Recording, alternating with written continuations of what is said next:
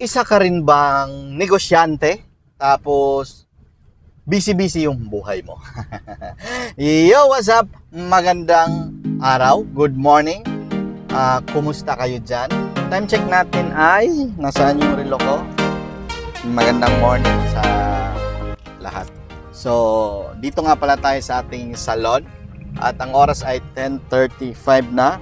Medyo late tayo ngayon. At bilang negosyante, bilang salon owner,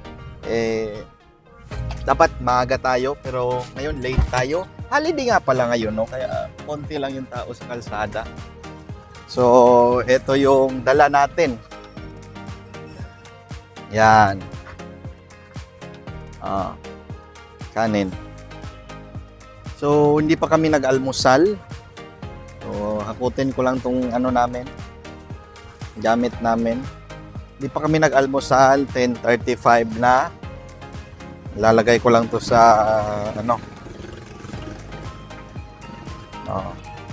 Dito lang tayo sa may harap ng LYR, Rizal Avenue. Kung kayo ay naghahanap ng salon na di kalidad. At meron din tayong morning promo. Ito, Hairly Bird promo. Sa hair rebonding, 500 off. Napaka-solid, di ba? Tapos si Sabadika, Rogin, naglalakad. Yan. Ewan ko saan yan galing. Tapos may baong kaming suka. Sabadika! Asa ka? Ito yung morning routine namin na hindi namin napapaalam sa inyo kung ano yung buhay namin.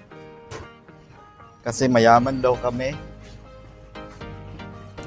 Pero yung totoo ganun pa rin.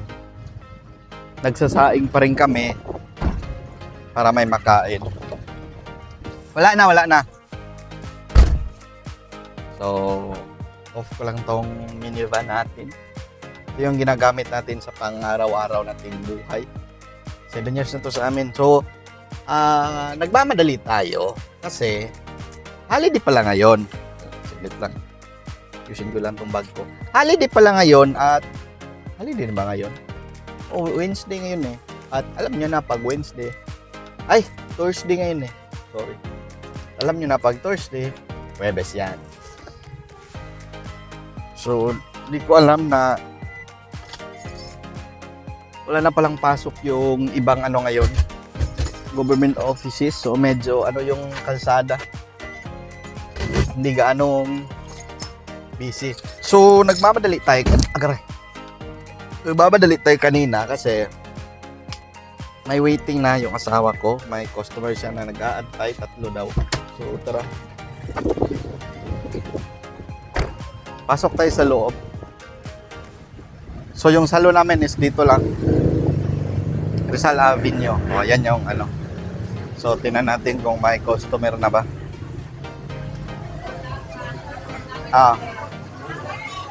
Dito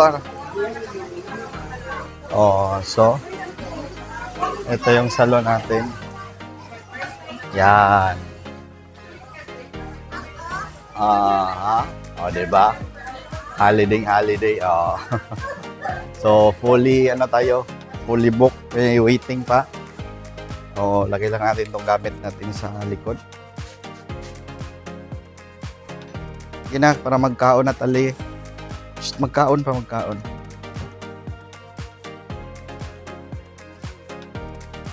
Okay, so kakain muna tayo ng almusal at maganda, may benta tayo maagang-maaga.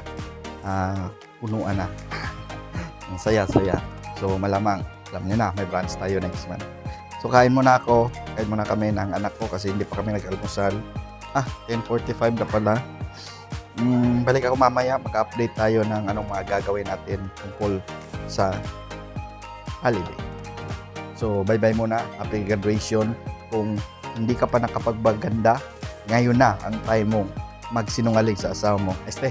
Ngayon na ang panahon mo para sabihin sa asawa mo o sa husband mo na magpaganda na ako kasi graduation ngayon, aakyat ka sa stage, di ba?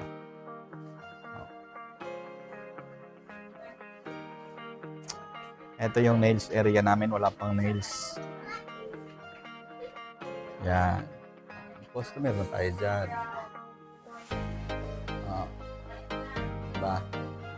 Magandang morning. So, sana kayo rin, marami kayong benta kasi para may magamit na yung pampalaki ng ating negosyo, pambayad sa tauhan, pambayad sa renta at sa taxes. Siyempre. Bye-bye. Trabaho talagang pag negosyo, 24 oras ito.